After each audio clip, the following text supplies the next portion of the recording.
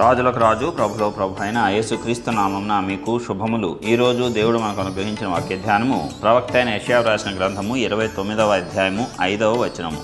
నీ శత్రువుల సమూహము లెక్కకు ఇసుక రేణువులంత విస్తారముగా ఉండును, బాధించు వారి సమూహము ఎగిరిపోవు పొట్టువలే ఉండును. హఠాత్తుగా ఒక్క నిమిషంలోనే ఇది సంభవించును. ప్రియులారా, ఈ యొక్క వాగ్దానాన్ని మనం చూసుకున్నట్లయితే మన చుట్టూ కూడా అనేక మంది శత్రువులు సమూహముగా అందరూ ఒకటైపోయి చేతులు కలిపి లెక్కకు ఇసుక రేణువులంత విస్తారంగా ఉండినా సరే, వారు బాధించటానికి సిద్ధపడినా సరే, ఆ బాధించు వారి సమూహము, ఆ శత్రు సమూహము ఎగిరిపోవు పొట్టు వలె ఉంటుందంట. గాలి వస్తే పొట్టు ఏమవుతుంది? ఎగిరిపోతుంది. పొట్టు ఎంత కుప్పగా వేసినా సరే ఒక చిన్న గాలి వస్తే ఎగిరిపోతుంది. కాబట్టి అలాగే వారిని చేస్తాను అని దేవుడు మనకు కూడా వాగ్దానం చేస్తున్నాడు. యేసు నామములో ప్రతి వాగ్దానాన్ని స్వతంత్రించుకునేటువంటి హక్కు మనకు ఉంది. కాబట్టి వాగ్దానాన్ని మనం స్వతంత్రించుకోవచ్చు. అనేకమైన పరిస్థితులు, మనుషులు నీకు శత్రువులుగా మారి నిన్ను ఇబ్బంది పెడుతూ ఉన్నారా? నీవు వారిని జయించలేను, అందరూ నన్ను చుట్టూ ముట్టేస్తున్నారు అనుకుంటున్నావా? వారు ఎలాగుంటారంట?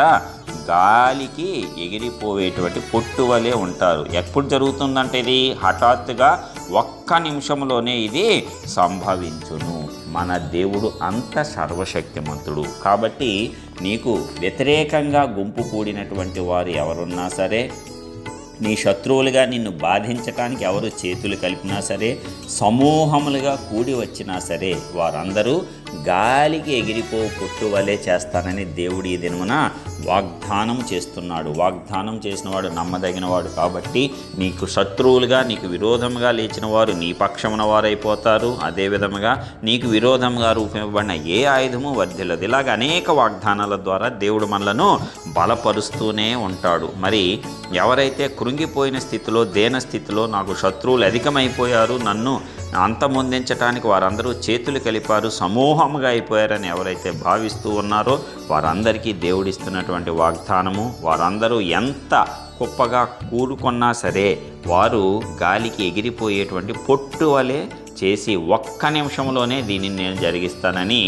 దేవుడు సెలవిస్తున్నాడు. మాట తప్పనటువంటి వాడు మాట ఇస్తూ ఉంటే అద్భుతంగా నీవు ఆనందించు, సంతోషించు, వాగ్దానాన్ని స్వతంత్రించుకొని ఆనందంతో గంతులు వేయి. అంతే తప్ప విచారంతో కూర్చొని అయ్యో ఎంతమంది అయిపోయారు, నేను ఒక్కడినే అయిపోయాను. నీ పక్షమున ఉన్నవాడు వారికంటే బలవంతుడు. ఎల్లప్పుడూ ఈ మాటను నీవు జ్ఞాపకం ఉంచుకోవాలి, ధైర్యం తెచ్చుకోవాలి, విశ్వాసాన్ని పెంపొందించుకోవాలి. అద్భుతమైనటువంటి విడుదల దేవుడు అనుగ్రహించబోతున్నాడు. ఈ సంవత్సరము అనేకమైనటువంటి శత్రు బాధలు ఉన్నా సరే వాటన్నిటినీ కూడా గాలికి ఎగిరిపోయి పొట్టువలే వారిని చేసి ఒక్క నిమిషంలోనే నిన్ను రక్షించటానికి దేవుడు సర్వసన్నద్ధముగా ఉన్నాడు. మనము కూడా సిద్ధముగా ఉందాము. మరి ఆయన మాటను, ఆయన వాక్కును మనము స్వతంత్రించుకొని ధైర్యం తెచ్చుకొని విశ్వాసంతో, నిరీక్షణతో, పట్టుదలతో ముందుకు కొనసాగి వాగ్దానాన్ని క్రియారూపకంగా జీవితంలో పొందుకొని గొప్ప సాక్షులుగా మనము ఈ లోకంలో దేవుని నామాన్ని ఘనపరుద్దాము. ప్రార్థించుకుందాం.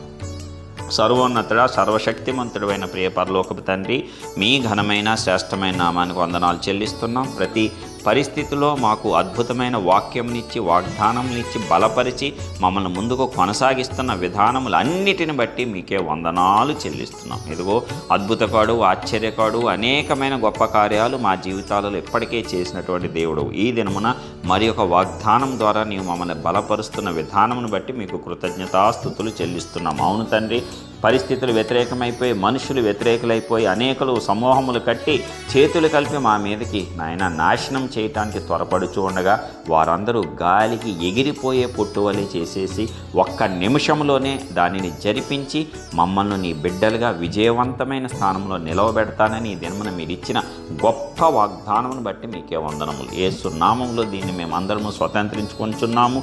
ఇది వినిన దానిని ఆమేనన్న ప్రతి ఒక్కరి జీవితంలో ఇది నెరవేరునట్లు మీరే కృప చూపించి ఆశీర్వదించండి. ఈ దినమంతట్లో కాపాడండి. చేయబోయే ప్రతి పనిలో తోడు నీడగా ఉండి ఆశీర్వదించి నాయనా మీ దూతను ముందుగా పంపించి మా మార్గములన్నీ సరళము చేసి మీ నామాన్ని కనపరుచుకోవాల్సిందిగా యేసు పరిశుద్ధ నామమును ప్రార్థించి పొందుచున్నాం పరలోకపు తండ్రి. ఆమేన్.